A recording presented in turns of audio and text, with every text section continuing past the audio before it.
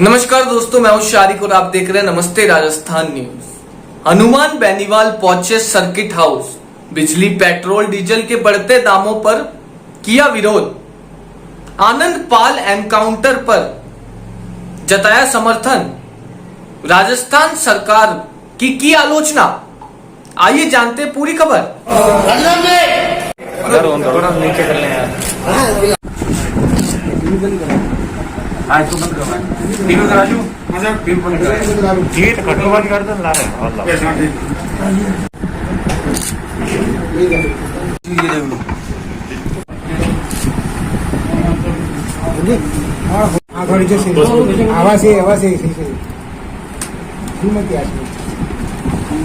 हां बोल। चल रहा देश के अंदर पेट्रोल और डीजल को लेके, और कांग्रेस सरकार राजस्थान के अंदर प्रदर्शन कर रही है कि पेट्रोल डीजल की कीमतें घटाई जाए।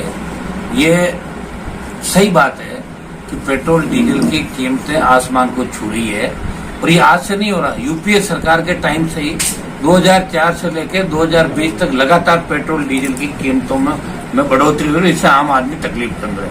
इसलिए दिल्ली में तो हम एनडीए घटक दल के रूप में प्रधानमंत्री से मांग करेंगे कि पेट्रोल डीजल किसानों को अलग से उनका आई कार्ड दिखा दे। तीसरे, किसानों को हर मामले में राहत दिल्ली की सरकार दे रही है। दिल्ली की सरकार तो अलग से राहत दे, लेकिन कल ही मैं हरियाणा के अंदर में खुद गया था। गंगानगर हनुमानगढ़ जो संगरिया का बॉर्डर है, वहाँ डीजल 73 रुपए और कुछ शायद 72-83। हरियाणा, पंजाब के अंदर 73, उत्तर प्रदेश के अंदर 72, गुजरात के अंदर भी 77, दिल्ली में 80 और राजस्थान में हो गया 81.82 रुपए। तो राजस्थान सरकार 20% टैक्स लगा रही है, और अभी कोविड के टाइम 28% टैक्स पेट्रोल डीजल पे राजस्थान की सरकार लगा रही है, और 1.5% सेस अलग से लगा रही है। तो आपका टैक्स हो गया 29.5%। तो अशोक गहलोत का बेटा धरने पे बैठ के जोधपुर में ये कहे कि पेट्रोल डीजल की कीमतों में गिरावट आनी चाहिए। जो 3 किलोमीटर में कल जहाँ जिस संगरिया रोड पे जो पंप आता है पहला हरियाणा बॉर्डर पे, वहाँ मैं उधर गया हुआ था कल। तो 10 रुपए, और पंजाब में 1 रुपये और सस्ता है, तो 11 रुपये सस्ता। तो पहले तो मैं मुख्यमंत्री से अपील करूंगा कि हमेशा अपील करते रहते हैं कि आप राजस्थान के अंदर पहले टैक्स घटाएं। इसका एक मैसेज आप दें, और हम दिल्ली की सरकार से भी मांग करेंगे। हमने पत्र भी प्रधानमंत्री जी को लिखा है कि किसानों को बड़ी राहत दे। अभी किसान बुआई का समय चल रहा है, और हम तो चाहेंगे कि आम आदमी को पेट्रोल डीजल की कीमतों में कमी दिल्ली की सरकार करे। इस मामले में आरएलपी पार्टी गठबंधन के नाते एनडीए के हम साथ हैं। प्रधानमंत्री जी लगातार पहले भी मांग हमने करी है, और आगे भी इस मामले को लेकर हम लगातार डिमांड करेंगे कि आम आदमी, आम उपभोक्ताओं को पेट्रोल डीजल की महंगाई की मार नहीं झेलनी पड़े। लेकिन इसमें राजस्थान सरकार भी बहुत बड़ी दोषी है। राजस्थान सरकार ने कभी भी 1% टैक्स भी नहीं घटाया। हमेशा हरियाणा, पंजाब, गुजरात का पेट्रोल डीजल वहाँ सस्ता रहा है, और यहाँ अभी तो अपने यहाँ हमेशा महंगा रहा। ये राजस्थान सरकार को पहल करनी चाहिए। अभी लॉकडाउन के अंदर 8% कोविड के अंदर इन्होंने पेट्रोल डीजल पे टैक्स बढ़ाया। तो मैं कांग्रेस पार्टी पर आरोप लगाना चाहता हूँ कि जिनके घर शीशे के होते हैं वो दूसरों घरों में पत्थर नहीं फेंकते। दिल्ली के अंदर तो हम डिमांड करेंगे, जोरदार तरीके से प्रधानमंत्री जी से मिलेंगे व्यक्तिगत रूप से, कि डीजल पेट्रोल की दरों में कमी हो, क्योंकि देश की जनता प्रधानमंत्री जी पर बड़ा भरोसा करती है, और इस मामले में कोई न कोई रास्ता निश्चित रूप से निकालेंगे। ये मैं आपको आश्वस्त करना चाहता हूँ। दूसरा, अभी टिड्डी का मामला चल रहा है बहुत बड़ा। पिछली बार जब नवंबर दिसंबर के अंदर टिड्डी आई थी, तो उस समय टिड्डी गुजरात, पंजाब और राजस्थान के अंदर आई थी।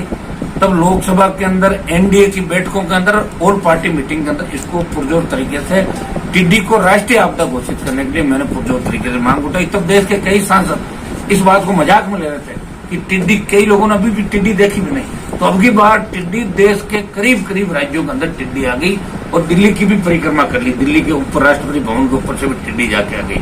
तो मेरी इस संकट के समय के अंदर देश के प्रधानमंत्री जी से मैं अपील करता हूं कि टिड्डी को राष्ट्रीय आपदा घोषित करें, ताकि आम किसान को, आम जन को टिड्डी से होने वाले नुकसान की भरपाई मिल सके, उसको मुआवजा मिल सके, राहत मिल सके। इसमें राजस्थान सरकार का भी बहुत बड़ा दोष है। अगर राजस्थान सरकार चाहती तो बाड़मेर जैसलमेर बॉर्डर पे जहां से टिड्डी प्रवेश करती है राजस्थान के अंदर। जिस तरह गुजरात के अंदर टिड्डी को गुजरात सरकार आगे नहीं जाने दे रही है, जितनी स्पीड से राजस्थान होकर टिड्डी हरियाणा और आपकी उत्तर प्रदेश और दिल्ली की तरफ, मध्य प्रदेश की तरफ गई। अगर बॉर्डर पे चार्टर और हेलीकॉप्टर दिल्ली की सरकार भी देने को तैयार है, लेकिन एजेंसी राजस्थान सरकार होगी, क्योंकि राजस्थान सरकार की सीमा पे काम होगा। इस सरकार को आगे होकर टिड्डी के मामले में राजनीति नहीं करनी चाहिए। केंद्र के पाले में गेंद डाल दी उन्होंने, केंद्र जाने टिड्डी उनका महकमा, लेकिन नुकसान राजस्थान के किसानों को हो रहा है। इस सरकार को भी बड़ी हिस्सेदारी कच्चे विभाग को निभानी चाहिए। या एक साथ अगर बड़ा छिड़काव किया जाए, ड्रोन के बजाय, ड्रोन का छिड़काव तो फेल हो रहा है क्योंकि बहुत ज्यादा ड्रोन के अंदर आप लिक्विड नहीं डाल सकते, लेकिन ड्रोन के अलावा हेलीकॉप्टर और चार्टर से जहां आबादी नहीं है, आबादी खाली करा के बाड़मेर जैसलमेर के बॉर्डर पे अगर इसका छिड़काव किया जाए तो टिड्डी को एक साथ बहुत बड़े तरीके से मारा जा सकता है। पिछली बार नवंबर दिसंबर में 1000 करोड़ का नुकसान अकेले राजस्थान के अंदर टिड्डी ने किसानों को कर दिया, और इस बार लग रहा है कि खरीफ की फसल बोने से पहले ही टिड्डी खा जाती है। आप देखिए हर गांव तक पहुंच गई, पेड़ खा गई, सारा नुकसान हो गया। तो इसमें राजनीति से ऊपर उठ के राजस्थान की सरकार को भी काम करना चाहिए। हम इसमें दिल्ली की सरकार से मांग करेंगे कि इसको राष्ट्रीय आपदा घोषित करके देश के किसानों का दिल जीते, विश्वास जीते प्रधानमंत्री जी, और ये पुरजोर तरीके से टिड्डी पर हमने लोकसभा के अंदर चर्चा भी कराई। लेकिन राजस्थान सरकार का सिस्टम फेल साबित हुआ। पंजाब और गुजरात में इतना नुकसान नहीं हुआ जितना राजस्थान के अंदर टिड्डी से नुकसान हुआ, और अभी भी टिड्डी के और टोले आएंगे, 250 टोले हो रहा है टिड्डी के। इसकी रोकथाम के लिए भी सरकार गंभीर नहीं है, आरोप जरूर लगाती है, और मुख्यमंत्री जी अपनी कुर्सी बचाने के लिए दिल्ली की परिक्रमा करते रहते हैं। कभी राहुल को अध्यक्ष बनाते हैं, कभी सोनिया की परिक्रमा करते हैं। कांग्रेस की फूट जग जाहिर है, उजागर है। ये तो पता नहीं मुख्यमंत्री जी की किस्मत अच्छी थी कि सरकार बच गई, जैसा कि उनका कहना है। बाकी तो ये किसी भी क्षण कांग्रेस 2 दलों के अंदर बढ़ सकती है। मुझे नहीं लगता है 5 साल पूरे निकालेंगे। बिजली के मामले के अंदर सरकार जब से आई है, बिजली के मामले के अंदर पूर्ववर्ती सरकार ने 5 हॉर्स पावर तक की बिजली माफ करी थी। फिर सरकार ने आते उस आदेश को वापस लिया। 5 हॉर्स पावर तक की जो बिजली माफ थी, अब वो पैसा बिलों के अंदर आने लग गया। वो माफ करने के बाद आदेश वापस ले लिया। और दूसरा 6 घंटे दिन में और 7 घंटे रात को बिजली देने की बात किसानों की मुख्यमंत्री जी ने करी थी।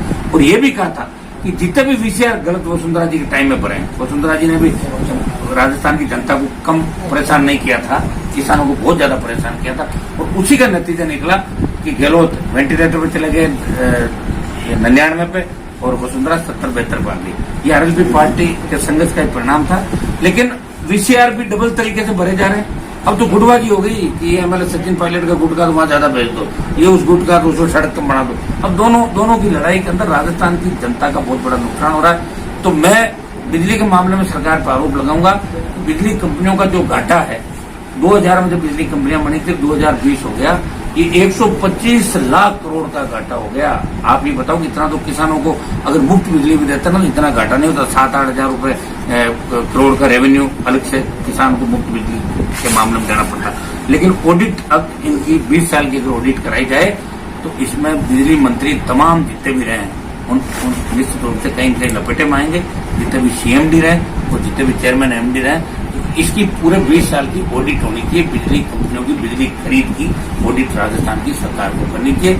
खाली किसान को चोर बताना इनको आता है, घोटाले घपले कहाँ है, ये तो ऑडिट के अंदर ही सामने आ सकता है। तो ये मेरा सरकार पर आरोप है कि बिजली के मामले में किसानों को जानबूझ के, चूंकि लोकसभा चुनाव के अंदर किसानों ने 25 सीट कांग्रेस को हरा दी, मुख्यमंत्री जी का बेटा हारने के बाद मुख्यमंत्री जी भोग लगे, और इस तरह की हरकतें राजस्थान के अंदर राजस्थान की जनता इनको माफ नहीं करेगी। अपराध के मामले के अंदर राजस्थान किस कदर आगे बढ़ गया आप बताओ। पूर्व मंत्री और विधायक भरोसीलाल जाटव पे किस तरह गन तान दी जाती है, फायर किए जाते हैं, मिस फायर हो जाता है। इधर आपके पाली के अंदर देखो भीमराज जी को नरेगा के ऊपर जाके मेरे ऊपर खुद पे हमला हुआ, कैलाश चौधरी मंत्री पे हमला हुआ।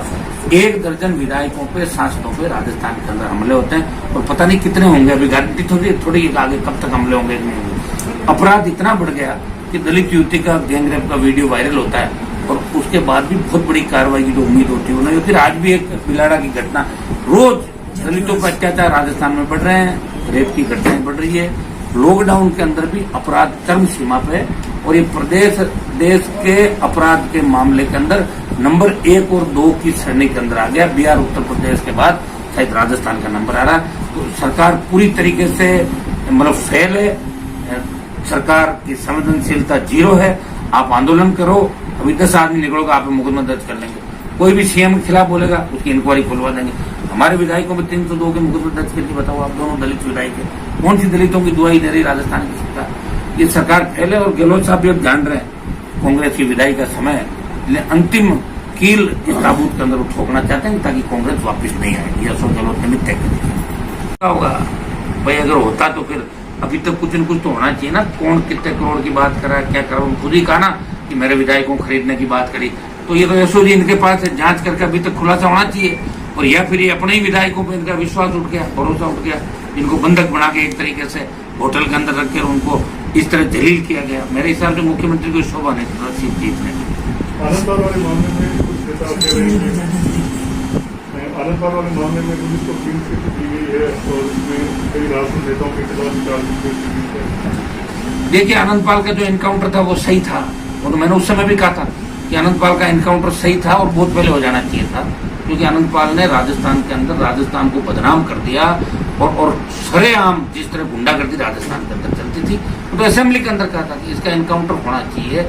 और मैंने तो लोकसभा के अंदर जगन गुर्जर के एनकाउंटर की मांग भी की थी। आप रोज देखते हो सारी बातें। जो अपराधी होगा वो चाहे किसी भी जाति का है, अपराधी को अपराध की छूट किसी भी प्रदेश के अंदर नहीं मिल सकती। और जहां तक रही सीबीआई की जांच, तो सीबीआई की जांच की डिमांड खुद लोगों की थी, उसके अंदर मुझे पता भी नहीं पूरा मामला क्या है। लेकिन आनंदपाल का जो एनकाउंटर था, इतना मैं कह सकता हूँ कि वो एनकाउंटर सही एनकाउंटर था, और उस समय भी मैंने आनंदपाल के एनकाउंटर को सही बताया था जब एनकाउंटर हुआ था।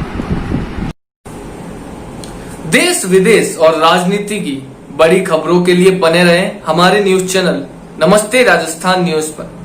धन्यवाद।